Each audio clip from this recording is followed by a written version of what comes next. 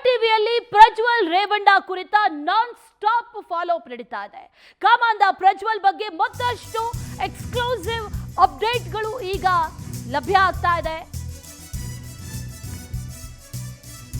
Power TV ಮೊದಲು break ಮಾಡಿದ್ದಂತ sensational ಸುದ್ದಿ investigation ಅಂತ ಅಂದ್ರೆ ಪವರ್ ಟಿವಿ ಅಂತಂದ್ರೆ ಇನ್ವೆಸ್ಟಿಗೇಷನ್ ಅನ್ನುವಂಥದ್ದು ಮಟ್ಟಿಗೆ ಈ ಸುದ್ದಿಯ ಫಾಲೋ ಅಪ್ ಅನ್ನ ಇನ್ವೆಸ್ಟಿಗೇಷನ್ ಅನ್ನ ಒಂದೊಂದಾಗಿ ಎಳೆಯಾಗಿ ಪ್ರಜ್ವಲ್ ಸೀಕ್ರೆಟ್ಸ್ ಅನ್ನ ಬಿಚ್ಚಿಡಲಾಗಿತ್ತು. ಮೇ 27ರಂದೇ ಪವರ್ ಟಿವಿ ಪ್ರಸಾರ ಮಾಡಿತ್ತು ಪ್ರಜ್ವಲ್ನ secrets. Non stop follow up ಅನ್ನ ಕೂಡ ಮಾಡಲಾಗಿತ್ತು. ಪ್ರಜ್ವಲ್ ರೇವಣ್ಣ ಅಂಗಾಂಗ ಪರೀಕ್ಷೆಗೆ ಈಗ SIT ಮಾಸ್ಟರ್ ಪ್ಲಾನ್ ಮಾಡಿಕೊಂಡಿದೆ. ವಿಡಿಯೋದಲ್ಲಿರುವಂತಹ ಅಂಗದ ಜೊತೆಗೆ ಹೋಲಿಕೆ ಮಾಡಿಕೊಂಡು ಆ ರೀತಿಯಾಗಿ ಪರೀಕ್ಷೆ ಮಾಡುವಂತಹ ನಿಟ್ಟಿನಲ್ಲಿ SIT ಈಗ ಚಿಂತನೆಯನ್ನ ನಡೆಸಿದೆ ಅನ್ನುವಂಥ ಮಾಹಿತಿ ಲಭ್ಯವಾಗ್ತಾ ಇದೆ. ಮುಖ ಕಾಣಿಸದೇ ಇರುವಂತಹ ಪ್ರಕರಣ ಇದೆ, ಮೊದಲನೆಯದೇನಲ್ಲ. ಅಧಿಕಾರಿಗಳಿಗೆ ಅಂತ ಸಂದರ್ಭದಲ್ಲಿ ಏನ್ ಮಾಡಬೇಕು ಅನ್ನೋದು SIT ಅಧಿಕಾರಿಗಳಿಗೂ ಕೂಡ ಗೊತ್ತಿದೆ. ವಿಡಿಯೋಗಳಲ್ಲಿ ಕಾಣಿಸಿರುವಂತ ಪುರುಷನ ಕೈ, ಸೊಂಟದ ಕೆಳಗಿನ ಅಂಗಗಳು ಎಲ್ಲವೂ ಕೂಡ ಕಾಣಿಸಿತ್ತು. ಅಶ್ಲೀಲ ವಿಡಿಯೋಗಳ ಅಂಗಗಳಿಗೂ ಪ್ರಜ್ವಲ್ ಅಂಗಗಳಿಗೂ ಕೂಡ ಹೋಲಿಕೆ ಆಗತ್ತಾ ಅನ್ನೋದನ್ನ ಮ್ಯಾಚ್ ಮಾಡ್ತಾರೆ. ಈ ಪರೀಕ್ಷೆಗಾಗಿ ಈಗ ಗುಜರಾತ್ FSL ವಿದೇಶಿ ತಜ್ಞರ ನೆರವನ್ನ SIT ಅಧಿಕಾರಿಗಳು ಪಡಿತಾರೆ. ಈಗಾಗಲೇ ಧ್ವನಿ ಪರೀಕ್ಷೆಗಾಗಿ ಪ್ರಜ್ವಲ್ ಧ್ವನಿ ಮಾದರಿಯನ್ನೇ SIT ಪಡೆದಿದೆ. ಪ್ರಜ್ವಲ್ ಧ್ವನಿ ಮಾದರಿಯನ್ನೇ FSLಗೆ ಈಗಾಗಲೇ ಕಳುಹಿಸಲಾಗಿದೆ. ಪತ್ರಕರ್ತೆ ಗೌರಿ ಲಂಕೇಶ್ ಹತ್ಯೆ ಕೇಸ್ ಹಂತಕನ ಪತ್ತೆ ಏನಿದೆ ಅದನ್ನ ಕೂಡ ಈ ಗೇಟ್ ಅನಾಲಿಸಿಸ್ ಬಗ್ಗೆ ಮಾಡಲಾಗಿತ್ತು.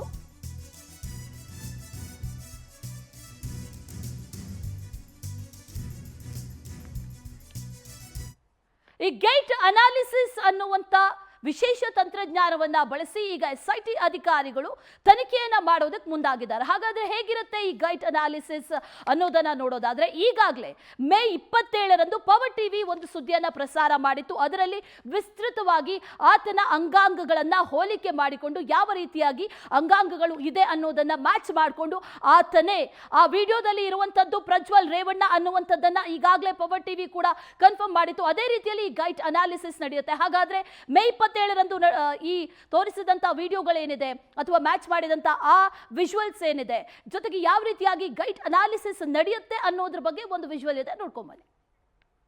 ತೋರಿಸಬೇಕಾ?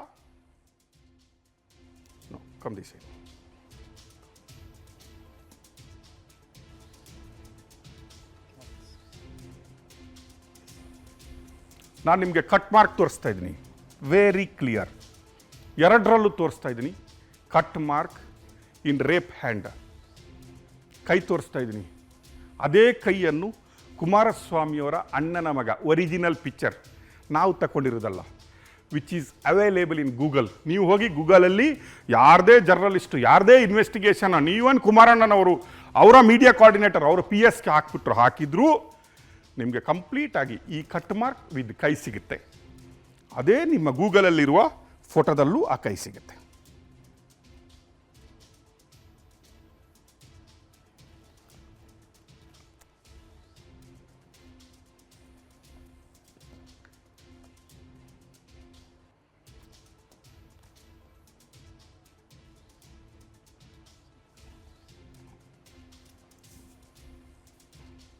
Cut mark 1, cut mark 2. ಇಷ್ಟಕ್ಕೆ ನಿಲ್ಲಿಸಿಲ್ಲ. ಎಗೇನ್ ನನಗೆ ಗೊತ್ತಿದೆ, ನೀವು ಅದನ್ನು ಹೇಳ್ಬಿಡ್ತೀರಿ.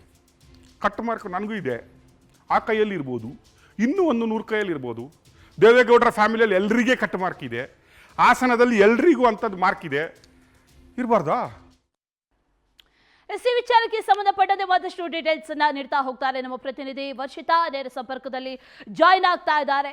ವರ್ಷಿತಾ, ಮೇ 27ರಂದೇ ಈ ತನಿಖೆಗೆ ಸಂಬಂಧಪಟ್ಟಂತೆ, ಯಾಕಂದ್ರೆ ಕುಮಾರಸ್ವಾಮಿ ಒಂದು ಸ್ಟೇಟ್ಮೆಂಟ್ ಕೊಟ್ಟಿದ್ರು, ಮುಖ ಕಾಣಿಸ್ತಾ ಇಲ್ಲ, ಹೇಗೆ ಹೇಳ್ತೀರಾ ಅನ್ನುವಂಥದ್ದು. ಆ ನಂತರದಲ್ಲಿ ಪವರ್ ಟಿವಿ ಎಕ್ಸ್ಕ್ಲೂಸಿವ್ ಆಗಿ ಇನ್ವೆಸ್ಟಿಗೇಷನ್ ಅನ್ನ ಜನರ ಮುಂದೆ ಇಟ್ಟಿತ್ತು. ಈಗ SIT ಕೂಡ ಅದೇ ಮಾದರಿಯಲ್ಲಿ ಗೇಟ್ ಅನಾಲಿಸಿಸ್ ಅನ್ನ ಕೂಡ ಮಾಡಲಿದೆ. ಡೀಟೇಲ್ಸ್ ಏನಿದೆ ಇದ್ರ ಬಗ್ಗೆ? ಯಶಸ್ವಿನಿ ಈ ಹಿಂದೆ ಕೂಡ ಏನು ಪವರ್ ಟಿವಿ ಅಂದರೆ ಆ ವಿಡಿಯೋದಲ್ಲಿರುವ ಪ್ರಜ್ವಲ್ ರೇವಣ್ಣನೇ ಅನ್ನುವಂಥದ್ದನ್ನು ಕನ್ಫರ್ಮ್ ಮಾಡಿದ್ದು. ಇದೇ ರೀತಿಯಾಗಿ ಈಗ SIT ಟೀಮ್ ಕೂಡ ಅಂಗಾಂಗ ಪರೀಕ್ಷೆಗೆ ಅಂದರೆ ಈಗಾಗಲೇ ಪ್ರಜ್ವಲ್ ರೇವಣ್ಣ ಜೈಲು ವಾಸವನ್ನು ಅನುಭವಿಸ್ತಾ ಇರೋದ್ರಿಂದ ಅಂಗಾಂಗ ಪರೀಕ್ಷೆಗೆ ಈಗ ಒಳಪಡಿಸ್ತಾರೆ ಅನ್ನುವಂತಹ ಮಾತುಗಳು ಕೂಡ ವಲ್ಲದ ಮೂಲಗಳಿಂದ ಕೇಳ್ಪಡ್ತಾ ಇರುವಂಥದ್ದು.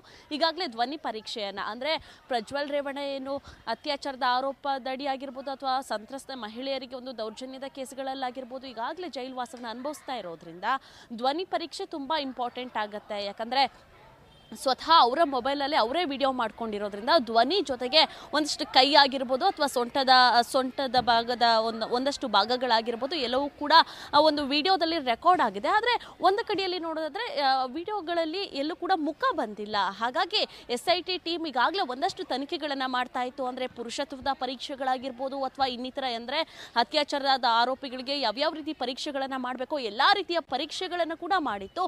ಈಗ ಆಧುನಿಕ ಒಂದು ತಂತ್ರಜ್ಞಾನದ ಮೊರೆಯನ್ನು ಹೋಗ್ತಾ ಇರುವಂಥದ್ದು. ಯಾಕಂದರೆ ದಿನ ಕಳೆದಂತೆ ಟೆಕ್ನಾಲಜಿಗಳು ಕೂಡ ತುಂಬ ಬೆಳೀತಾ ಹೋಗುತ್ತೆ.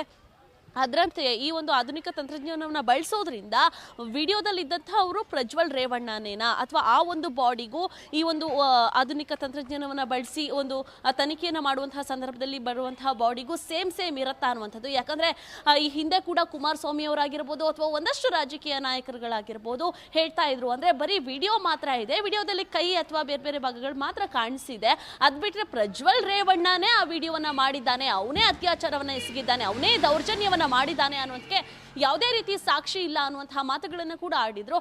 ಅದೇ ರೀತಿಯಾಗಿ ನಾವು ಪವರ್ ಟಿವಿ ಅವರು ಕೂಡ ಈಗಾಗಲೇ ಅಂದರೆ ಆ ವಿಡಿಯೋದಲ್ಲಿದ್ದವರು ಪ್ರಜ್ವಲ್ ರೇವಣ್ಣನೇ ಅನ್ನುವಂತಹ ಒಂದು ತನಿಖೆಯನ್ನು ಕೂಡ ನಾವು ಮಾಡಿದ್ವಿ. ಅದೇ ರೀತಿಯಾಗಿ ಈಗ SIT ಟೀಮ್ ಕೂಡ ಅದನ್ನು ಅನುಸರಿಸ್ಕೊಂಡು ಹೋಗುತ್ತೆ ಅನ್ನುವಂತಹ ಮಾಹಿತಿ ಕೂಡ ಲಭ್ಯವಾಗಿರುವಂಥದ್ದು.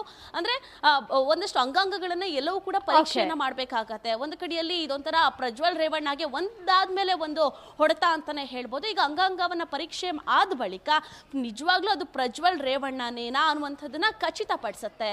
Ashwini. Okay Varshitha, thank you ಡೀಟೇಲ್ಸ್ಗೆ. ಗಟ್ ಅನಾಲಿಸಿಸ್ ಅನ್ನುವಂಥ ಆಧುನಿಕ ತಂತ್ರಜ್ಞಾನ, ಈ ಶತಮಾನದ ಆಧುನಿಕ ತಂತ್ರಜ್ಞಾನ ಇದೇನು ಮೊದಲನೇದೇನಲ್ಲ. ಈ ಹಿಂದೆ ಗೌರಿ ಲಂಕೇಶ್ ಹತ್ಯೆ ಪ್ರಕರಣದಲ್ಲೂ ಕೂಡ ಆರೋಪಿಯ ಮುಖ ಕಾಣಿಸಿರಲಿಲ್ಲ. CCTV ಮರುಸೃಷ್ಟಿ ಜೊತೆಗೆ ಆತ ನಡೆಯುವಂಥ ರೀತಿ ಆಗಿರ್ಬೋದು, ಆತ ವೆಯ್ಟ್ ಮ್ಯಾನೇಜ್ಮೆಂಟ್ ಯಾವ ರೀತಿಯಾಗಿ ಮಾಡ್ತಾನೆ, ಯಾವ ರೀತಿಯಾಗಿ ನಡೀತಾನೆ, ಯಾವ ಫುಟ್ ಅನ್ನ ಮೊದಲಿಡ್ತಾನೆ, ಯಾವ ರೀತಿಯಲ್ಲಿ ಬೆರಳುಗಳ ಚಲನ ವಲನ ಇರುತ್ತೆ, ಕೈಗಳ ಮೂವ್ಮೆಂಟ್ ಯಾವ ರೀತಿ ಆಗಿರುತ್ತೆ, ಇದೆಲ್ಲವನ್ನೂ ಕೂಡ ಗೈಟ್ ಅನಾಲಿಸಿಸ್ ಅಂತ ಹೇಳ್ತಾರೆ. ಈ ಅನಾಲಿಸಿಸ್ ಅನ್ನ ಮಾಡೋ ಮೂಲಕ ಒಂದು ಪರೀಕ್ಷೆಯನ್ನ ಮಾಡೋದಕ್ಕೂ ಕೂಡ ಈಗ SIT ಅನಾಲಿಸಿಸ್ ಅನ್ನ ಮಾಡೋದಕ್ಕೂ ಕೂಡ ಮುಂದಾಗಿದೆ, ಸಿದ್ಧತೆಗಳನ್ನು ನಡೆಸಿಕೊಂಡಿದೆ ಅನ್ನುವಂಥ ಮಾಹಿತಿ ಲಭ್ಯ ಆಗ್ತದೆ. We'll be right